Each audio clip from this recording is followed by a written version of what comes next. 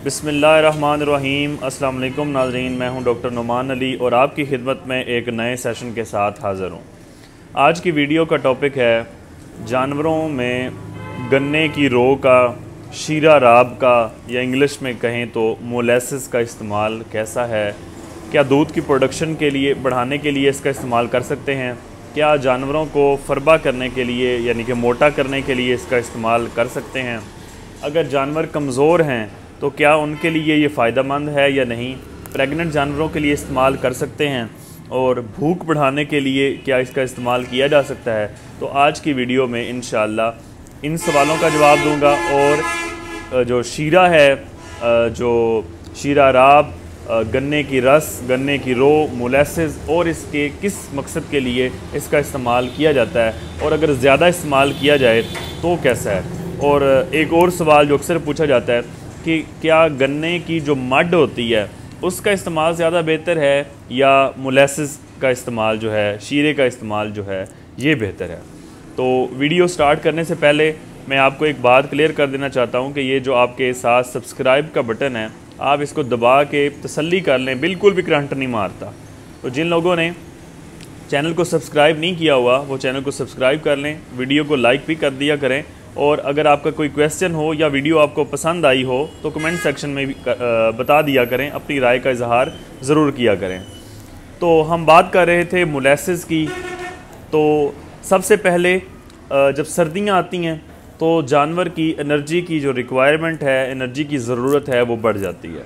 एक तो जानवर को अपने आप को भी मेंटेन करना होता है और ऊपर से मौसम की जो सख्ती है उसका भी मुकाबला करना होता है। और उससे बड़ी बात, अगर जानवर प्रेग्नेंट है, गब्बन है, तो उसको अपने बच्चों को भी एनर्जी देनी होती है, ख़ुद को भी एनर्जी मुहैया करनी होती है, अपने आप को भी मेंटेन करना होता है और मौसम की सख्ती का मुकाबला भी करना होता है। तो इस सूरत हाल में एनर्जी की रिक्वायरमेंट जो है वो बढ़ जाती है। तो जो सर्दियाँ आती हैं, एनर्जी की रिक्वायरमेंट बढ़ती है तो जानवर क्या करते हैं कि अपना दूध कम कर देते हैं। उसकी वजह यही होती है कि जानवर सबसे पहले कोशिश ये करता है कि वो अपने बॉडी को, अपने आप को मेंटेन करे। दूसरे नंबर पे उसकी कोशिश होती है कि दूध पैदा करे। अब जब एनर्जी की रिक्वायरमेंट बढ़ी, वो सबसे पहले तो कोशिश करेगा कि उससे कोई बीमारी ना हो, वो हर चीज़ का, मौसम का मुकाबला करेगा और देखेगा कि अगर उसे दूध पे कंप्रोमाइज़ करना पड़े फिर वो दूध कम कर देता है। जब हम उसकी रिक्वायरमेंट के, उसकी ज़रूरत के मुताबिक उसे खाना, उसे चारा, उसे वंडा, उसे बाकी सारी चीज़ें, मिनरल्स मुहैया करेंगे तो वो जानवर अच्छे तरीके से मौसम का भी मुकाबला करेगा और अपनी दूध की जो प्रोडक्शन है उसको भी कंप्रोमाइज़ नहीं करेगा, दूध की प्रोडक्शन भी वो अपनी मेंटेन रखेगा। तो इसलिए जो लोग अक्सर ये पूछते हैं कि सर्दियों में जानवर क्यों दूध कम करते हैं, तो आज वो ये बात जान लें कि सिर्फ खुराक की कमी की वजह से जानवर, एक तो मौसम की सख्ती और फिर आप ऊपर से खुराक की कमी कर दें, खुराक उसकी ज़रूरत के मुताबिक ना दें तो जानवर दूध कम कर देते हैं।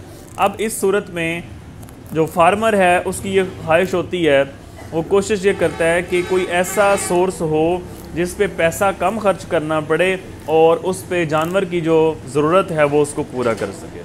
अब एनर्जी की हम बात कर रहे थे, चूँकि सर्दियां हैं तो सर्दियों में एनर्जी की रिक्वायरमेंट बढ़ती है, तो इस वजह से मोलेसिस जो है, शीरा राब, गन्ने की रो, ये एक सस्ता एनर्जी का सोर्स है। इसके ज़रिए हम जानवरों की एनर्जी बढ़ा सकते हैं एक सस्ते तरीके से। ठीक हो गया। अब इसके एक तो फ़ायदा हो गया, जानवर की एनर्जी बढ़ाएगा। दूसरे नंबर पे इसका फ़ायदा ये है कि जानवर की जो हाजमे की क़ुव्वत है उसको बढ़ाएगा। पैलेटेबिलिटी, जो खुराक जो भी हम जानवर को, चाहे वो खुश्क चारा खिला रहे हैं, चाहे हम तूड़ी खिला रहे हैं, चाहे हम सब्ज़ चारा खिला रहे हैं, चाहे हम बरसीम, चाहे लूसन, चाहे वंडे के ऊपर इसे डाल के खिला रहे हैं, जो चीज़ भी हम खिला रहे हैं ये जानवर की पैलेटेबिलिटी, जो खुराक को एक तो खाएगा जानवर ज़्यादा, जायका अच्छा बन जाने की वजह से, दूसरा उसका जानवर खुश होकर इसे खाएगा और इसका हाजमा अच्छा हो जाएगा। जब हाजमा अच्छा होगा तो जानवर को और ज़्यादा भूख लगेगी, तो ये खुराक को एक जानवर को भूख भी लगवाएगा। इससे फिर जानवर मज़ीद ज़्यादा खाएगा। जब जानवर ज़्यादा खाएगा तो उतना ही जानवर फिर आखिरकार फ़ायदा क्या होगा, जानवर दूध ज़्यादा देगा और साथ साथ जानवर को किसी भी किस्म की कमज़ोरी नहीं होगी, जानवर बीमार नहीं होगा, किसी न किस्म की बीमारी में मुब्तला नहीं होगा। हमेशा वही जानवर ज़्यादा बीमारियों में मुब्तला रहता है जिसको खुराक की कमी होती है, जो कमज़ोर रहता है। अच्छा, 4 फ़ायदे तो हो गए। उसके बाद ऐसे जानवर होते हैं जो कमज़ोर हैं और उसके साथ साथ जिस्म पे चमक वगैरह नहीं है, बहुत मुरझाए हुए जानवर, उनको भी हम, ऐसे जानवर जिनके बाल खड़े हैं, ठीक है, चमड़ा जो है वो हड्डियों के साथ लगा हुआ है, उनके लिए भी हम इस चीज़ का इस्तेमाल हमें करना चाहिए। उसकी वजह ये है कि मिनरल्स की कमी की वजह से भी जानवरों को बहुत सारी बीमारियां और कमज़ोरी होती है। तो जो शीरा राब है, जो गन्ने की रो है, ये मिनरल से भी भरपूर है, लेकिन सिर्फ एक फास्फोरस ऐसा मिनरल है जिसकी कमी होती है इसके अंदर, तो वो हम दूसरे मिनरल से या खुराक के और रिसोर्सेज से हम उसकी कमी को पूरा कर सकते हैं। तो मिनरल्स की कमी को भी हम अगर सस्ते तरीके से पूरा करना चाहते हैं तो उसमें भी हम शीरे का इस्तेमाल कर सकते हैं। मिल्क प्रोडक्शन की बात हो गई, मिनरल्स की बात हो गई। अच्छा, जिस्म पे चमक वगैरह अगर लानी है तो उसकी बात होगी। अब ये है कि इसका इस्तेमाल हम किस तरीके से कर सकते हैं, तो वो मैंने मुख्तसर से बीच में बात की कि हम वनडे में इसको ऐड कर सकते हैं, ठीक है। एक बात का ख्याल रखना है कि इसके अंदर पानी ऐड करके इसको स्टोर नहीं करना। पानी आप ऐड करेंगे, ज़्यादा देर के लिए रखेंगे तो फंगस लग जाएगी। जिस तरह ये गाढ़ा मादा है उसी तरह वनडे के ऊपर डाल के आप इसका इस्तेमाल करवा दें, जानवर इसे बड़े शौक से खाता है। वनडे के ऊपर डाल दें, तूड़ी के ऊपर डाल दें, खुश्क चारा, सब्ज़ चारा, जिस चीज़ के भी ऊपर आप डाल के जानवर को खिला सकते हैं, खिलाएं, जानवर शौक से वो चीज़ खा जाता है। ऐसे चारा जात जिनको जानवर शौक से नहीं खाता, अगर उनके ऊपर भी ये डाल दिया जाए तो उससे जानवर जो चारा जात है उनका जायका बढ़ जाता है, तो जानवर वो भी शौक से खाना शुरू कर देते हैं। अब बात आती है कि मैक्सिमम कितना इसका इस्तेमाल कर सकते हैं, क्योंकि अब जब हमने बताया कि इसके इतने ज़्यादा फ़ायदे हैं कि दूध बढ़ाने के लिए, जानवर का वज़न बढ़ाने के लिए, जानवर की चमक खूबसूरती बढ़ाने के लिए, एनर्जी देने के लिए, प्रेगनेंसी को मेंटेन करवाने के लिए, जानवर चूँकि अगर खुराक की किल्लत होगी, एनर्जी की कमी होगी, सर्दी ज़्यादा होगी तो गर्मी ज़्यादा होगी तो जानवर अबार्शन कर देता है, प्रेगनेंसी लॉस हो जाती है। तो इस वजह से हम ये चीज़ उसको एनर्जी मुहैया करने के लिए पूरा साल इस्तेमाल कर सकते हैं। सर्दियों में ख़ास तौर पे, गर्मियों में भी इसका इस्तेमाल आम है, हम कर सकते हैं इसका इस्तेमाल। तो मैक्सिमम हमने 10% खुराक का 10वां हिस्सा जो है वो हम शीरा राब का इस्तेमाल करवा सकते हैं। अगर एक दिन के बेस पे एक जानवर को हमने इस्तेमाल करवाना है, चाहे वो गब्बन है, चाहे वो खाली है, चाहे हम उसे मोटा करना चाहते हैं, तो 200 से 250 ग्राम एक दिन की इसकी खुराक बनती है। तो हम किसी भी तरीक़ाकार के साथ इसका इस्तेमाल करवा सकते हैं। बकरियों में भी इसका 40 से 50 ग्राम डेली की बेस पे हम इसका इस्तेमाल करवा सकते हैं। अब बात करते हैं कि क्या शीरा राब बेहतर है या गन्ने की मड बेहतर है। तो उसमें एक स्कीम, एक फार्मूला, एक प्रोटोकॉल समझने की ज़रूरत है। वो ये है कि सबसे पहले गन्ना जो है वो गन्ना फैक्ट्री के अंदर, चीनी वाली फैक्ट्री के अंदर जाता है, वहाँ पे गया गन्ने की, अब चूँकि इतना ज़्यादा गन्ना है तो उसकी सफाई नहीं होती। जिस तरह हमारे यहाँ जूस वाले गन्ना इस्तेमाल कर रहे होते हैं तो वो पहले गन्नों के ऊपर से सारे छिलके निकालते हैं, उसे धोते हैं अच्छे तरीके से, मिट्टी साफ़ करते हैं, फिर उसके बाद जूस निकालते हैं। लेकिन फैक्ट्री के अंदर क्या हो रहा होता है कि गन्ना इतना ज़्यादा होता है तो वहाँ पे ये वाला प्रोटोकॉल मुमकिन नहीं है या किया नहीं जाता फॉलो।